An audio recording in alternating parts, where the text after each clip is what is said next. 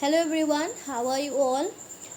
हम chapter number first introduction of chemistry पढ़ रहे हैं, जिसमें हमने पिछली 3 वीडियोज़ में काफ़ी चीज़ें डिस्कस कर ली हैं।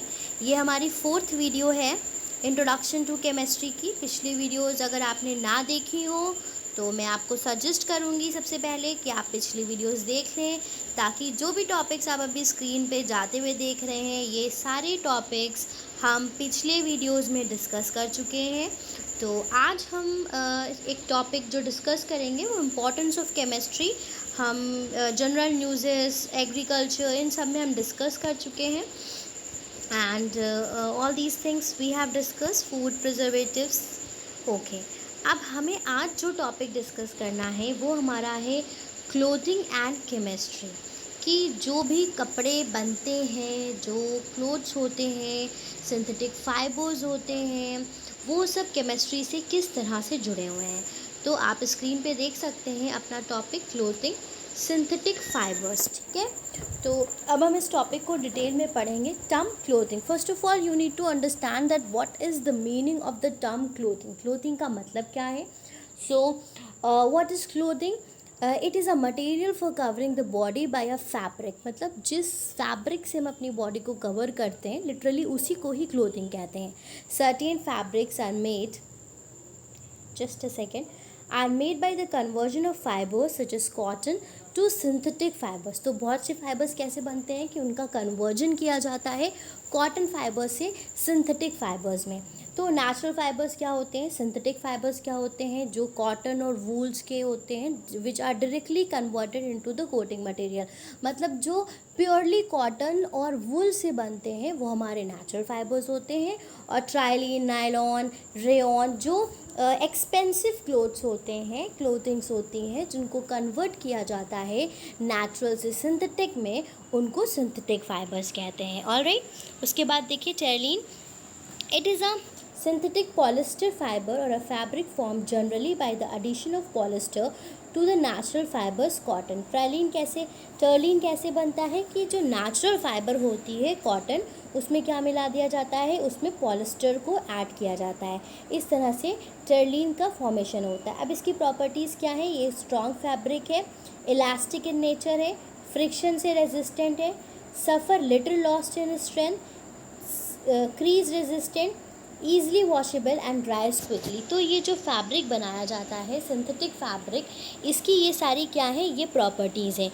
यूज़ कहाँ किया जाता है? गारमेंट्स में, कार्पेट्स में, रेन कोट्स में, नेट्स, रोप्स, होसेस, इन सारी चीज़ों में आपने देखा होगा। जो कपड़े बनते हैं इस तरह के और जो प्रोडक्ट्स होते हैं, उसमें जो फैब्रिक यूज़ किया जाता है वो डिफरेंट होता है। तो वो हमारा कौन सा फैब्रिक होता है? वो हमारा ये सिंथेटिक फैब्रिक होता है। ठीक है, अदर सिंथेटिक फैब्रिक, इसके अलावा टर्लीन के अलावा क्या होते हैं? रेयॉन होते हैं, नायलॉन होते हैं। Carpets when blended with wool, carpet को वूल में ब्लेंड करके बेडशीट्स, इस तरह से रेयॉन का फॉर्मेशन होता है। नायलॉन क्या है? ये भी आर्टिफिशियल सिंथेटिक फाइबर है, जिनको ब्रशेस, फैब्रिक, रोब्स वगैरह बनाने के लिए यूज़ किया जा सकता है, यूज़ किया जाता है। आप देखते हैं ये जो रस्सी हमारे घर में होती है और थ्रेड्स हैं और जो मैश है, ये सब फैब्रिक्स, ये इन सब डिफरेंट टाइप्स ऑफ फाइबर्स से बनते हैं। उसके बाद हमारा टॉपिक है केमिकल्स एज मेडिसिन्स। की केमिस्ट्री में जो मेडिसिन्स में केमिकल्स किस तरह से यूज़ किए जाते हैं। राइट, तो ये भी एक इम्पॉर्टेंट टॉपिक है, आपको उसको समझने की ज़रूरत है। आप सबको पता है कि जो भी मेडिसिन्स हम लोग यूज़ करते हैं, हमारी सारी मेडिसिन्स क्या हैं, वो कहीं ना कहीं केमिकली के डिफरेंट केमिकल्स से बनी हुई हैं। एंड वो सारे जो केमिकल्स हैं वो they are the part of the chemistry. अब आप इसको रीड करिए।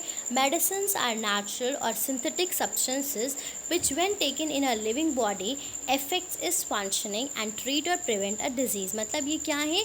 ये नेचुरल या सिंथेटिक सब्सटेंसेस है जो when we are consuming that, so ये क्या इफ़ेक्ट करते हैं हमारी बॉडी में कि ये डिजीज़ से प्रोटेक्ट करते हैं या फंक्शनिंग पे इफ़ेक्ट करते हैं। Chemistry allows researchers to create drugs which combat illness by interacting efficiently with the diseased body। तो ये कैसे हुआ, जो केमिस्ट्री ने लोगों को, जो केमिस्ट थे उन्होंने सर्च करी केमिस्ट्री की नॉलेज होने के बाद कि वो इस पे रिसर्च करके डिफरेंट ड्रग्स बनाए जो क्या करें बॉडी को बीमारियों से, जिससे लड़ा जा सके। Once the promising molecules is identified, chemistry is required to know which molecules is preferred for which disease। तो क्या होता है कि डिफरेंट एक्सपेरिमेंट के थ्रू ये पता किया जाता है कि कौन सा मॉलिक्यूल कौन सी डिज़ीज़ के लिए मीन्स उसको क्योर करने के लिए यूज़ किया जाता है, राइट। अब जैसे आप स्क्रीन पे देख सकते हो एस्पिरिन। तो एस्पिरिन क्या है, दिस इज़ अ मेडिसिन जो ट्रीट यूज़ करी जाती है to treat from pain, fever and inflammation, right. So aspirin given shortly after a heart attack may decrease the risk of death. तो ये सब क्या है, ये सब उसके यूजेस हैं। तो ये डिस्कवरी किसने करी, केमिकल, इसका फॉर्मूला क्या है, कौन से कंपाउंड्स या मीन्स केमिकल्स इसमें इन्वॉल्व हैं इस पर्टिकुलर फॉर्मूला में। तो ये सब क्या है, these all are the part of chemistry, right. As long term use it may reduce the blood clots in people who are at high risk. Means ये इसके यूजेज दिए हुए हैं कि इन सारे चीज़ों में यूज़ किया जाता है। It is generally not recommended in children with infection and is one of the most widely use medication globally. मतलब सबसे बड़ा लार्ज लेवल पे यूज़ किया जाने वाला ये मेडिकेशन है। इट्स साइड्स इफ़ेक्ट्स में include upset stomach ulcers etcetera. And you all know that medicine के कुछ साइड इफ़ेक्ट्स भी होते हैं बियॉन्ड देयर एडवांटेजेस। सो उसके अलावा देखिए दूसरी मेडिसिन पैरासीटामोल इज़ गिवन, बहुत कॉमन है, आप सबको पता है कि फीवर में, पेन वगैरह में पैरासीटामोल दी जाती है। It is use to treat mild to moderate pain and fever. It may also be use in low back pain, headaches and for dental use. It may be sold in combination with cold medication.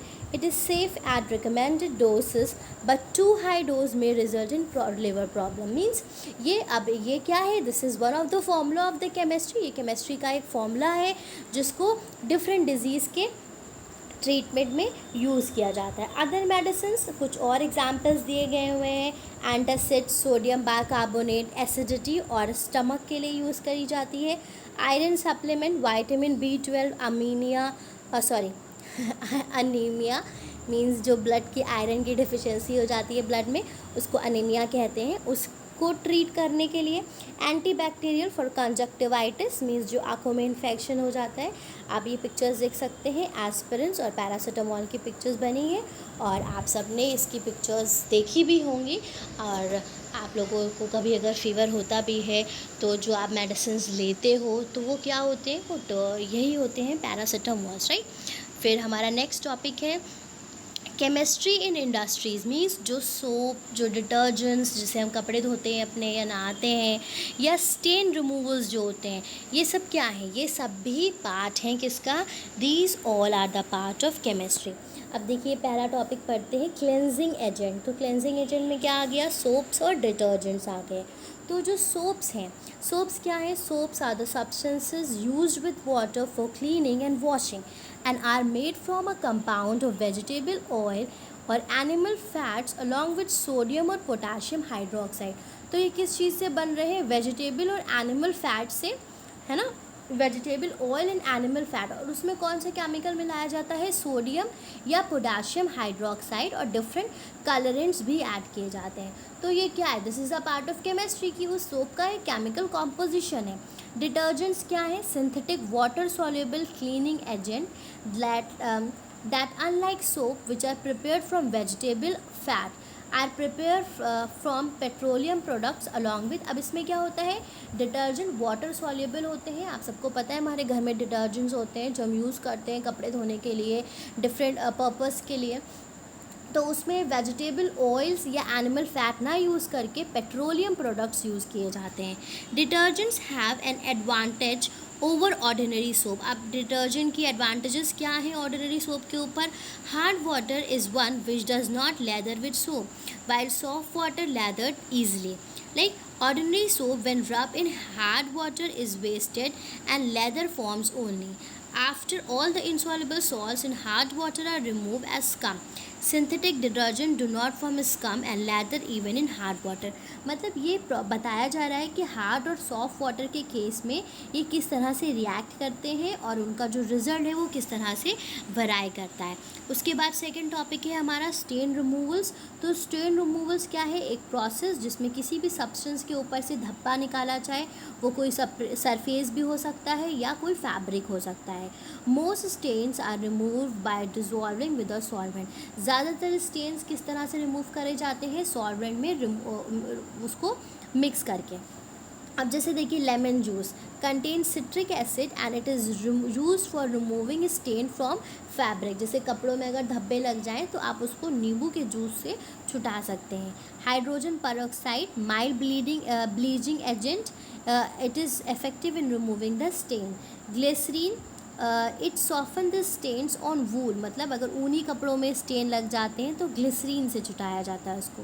Sodium hydroxide dissolve the grease in oil is preferred as a drain cleaner.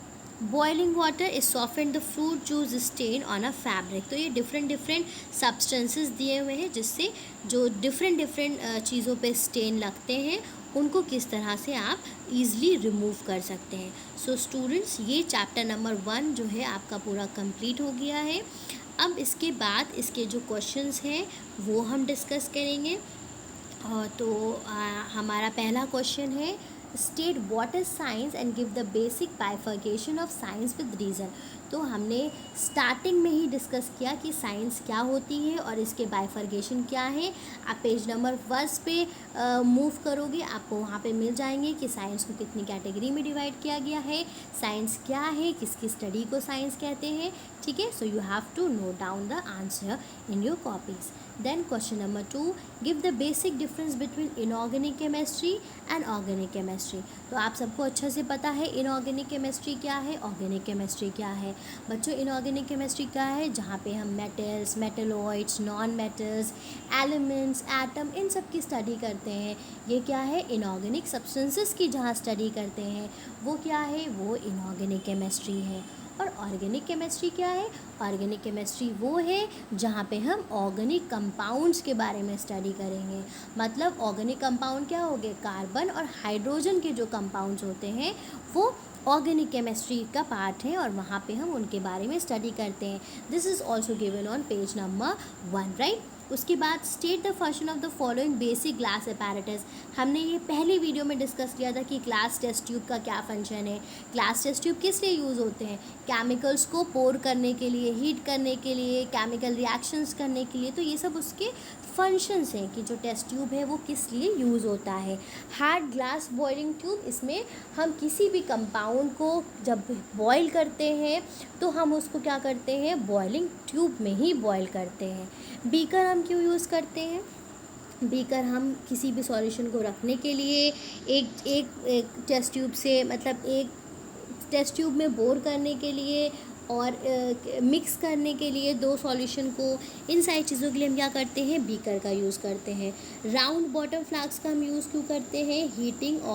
Heating के purpose के लिए, क्योंकि जो round bottom flask होता है उससे heating क्या होती है? इवेंचुअली स्प्रेड होती है. इसी तरह से रेट्रॉट स्टैंड, ये चारों जो आपके हैं ये आपके फर्स्ट या सेकेंड थर्ड पेज पे जहाँ पे अपैरेटस के बारे में है, आप जब पेजेस टर्न करेंगे तो आपको वहाँ इन सब के बारे में आसानी से मिल जाएगा, राइट. उसके बाद state why a round bottom flask is prefer to a flat bottom flask during the preparation of gases in the laboratory. तो ये मैंने अभी आपको बताया कि राउंड बॉटम फ्लास्क इसलिए प्रेफर किया जाता है क्योंकि वो उसका जो पेंदा होता है वो पूरा गोल होता है और गोल पेंदा होने के वजह से जो उसमें हीट होती है वो चारों तरफ पूरी प्रॉपर एक से, मतलब जो भी उसमें रिएक्टेंट्स होते हैं बॉइलिंग के लिए रखे गए होते हैं उसमें इवनली स्प्रेड होती है. इसलिए जो राउंड बॉटम फ्लास्क है वो प्रेफर किया जाता है फ्लैट बॉटम फ्लास्क के ऊपर. I hope this is clear to each one of you. उसके बाद देखिए question number 5, state the function of the wooden handle at the end of the test tube holder. तो test tube holder के लकड़ी का उसमें हैंडल इसलिए होता है ताकि जब हीटिंग करी जाए तो जो लोहा है जिससे आपने टेस्ट ट्यूब को पकड़ रखा है, जो टोंग्स हैं, वो अगर वहाँ पे लकड़ी नहीं होगी तो क्या होगा, आपका हाथ जल जाएगा। तो वुड क्या है, ये बैड कंडक्टर है हीट की, इसलिए जो हैंडल्स होते हैं उसको किसका बनाया जाता है, वुड का बनाया जाता है, right. The asbestos fix as the centre of the wire gauze, right. तो उसको सेंटर में क्यों फिक्स किया जाता है, ताकि जो हीट है वो क्या हो, इवनली स्प्रेड हो जाए। The clamp mounted on the rod of the red rod stand, ये इसका क्या फंक्शन है, तो उसका फंक्शन क्या है, the clamp mounted on the rod of red rod stand क्या करता है, stand help in holding the apparatus and adjusting it level upward और डाउनवर्ड, मतलब उसको होल्ड करने के लिए, ठीक है। उसके बाद है the air regulator in a Bunsen burner, तो वो क्यों होता है कि वो फ्लेम को रेगुलेट करे, for regulating the flame, right. Fifth part देखिए, the tap at the base of the burette जो टाइट्रेशन के प्रोसेस के लिए होता है, so that is to which help in removing the measured liquid dropwise, ठीक है। नीचे एक नोज़ल दी होती है, तो उससे क्या होता है कि धीरे धीरे नाप करके लिक्विड उसमें से उतना रिमूव कर दिया जाता है। ऑल राइट, क्वेश्चन नंबर 6 देखिए, state the method used for collecting the following gases. तो ऑक्सीजन कैसे कलेक्ट की जाएगी, अमोनिया एंड सल्फर डाइऑक्साइड। तो पहला है oxygen, the method use for collecting the oxygen क्या है, डाउनवर्ड डिस्प्लेसमेंट ऑफ वाटर। फिर दूसरा क्या है, अमोनिया के लिए कौन सा हो जाएगा, downward displacement of air, and sulphur dioxide के लिए हो जाएगा आपका अपवर्ड डिस्प्लेसमेंट ऑफ एयर। तो downward displacement of air water में क्या होता है, पहले वाले में कि in this method the gas jar is filled with water and inverted over the bee hive shelf so that the water is displaced downward and oxygen is collected upward. Second में क्या होता है कि gases like ammonia which is soluble in water and lighter than air, तो ये downward displacement of air हो जाता है। सो स्टूडेंट्स, ये हमने आज की इस वीडियो में 6 क्वेश्चन डिस्कस करे हैं। Now what you have to do, your homework is to read the entire chapter. अगर आपको कोई भी कन्फ्यूजन कहीं पे होता है, आप उसको पेंसिल से अंडरलाइन कर लीजिए। मेरी नेक्स्ट लाइव क्लास में हम उसको डिस्कस करेंगे। और जो भी क्वेश्चंस मैंने अभी तक के डिस्कस करे हैं, ये 6 क्वेश्चंस आपको अच्छे से समझना है। इनको अगर कोई कन्फ्यूजन है उसको पढ़िए, बार बार समझिए, और अगर कोई कन्फ्यूजन है तो फिर आप मेरी नेक्स्ट क्लास में उसको पूछ सकते हैं। Okay, thank you everyone for watching the video. Have a good day, bye bye.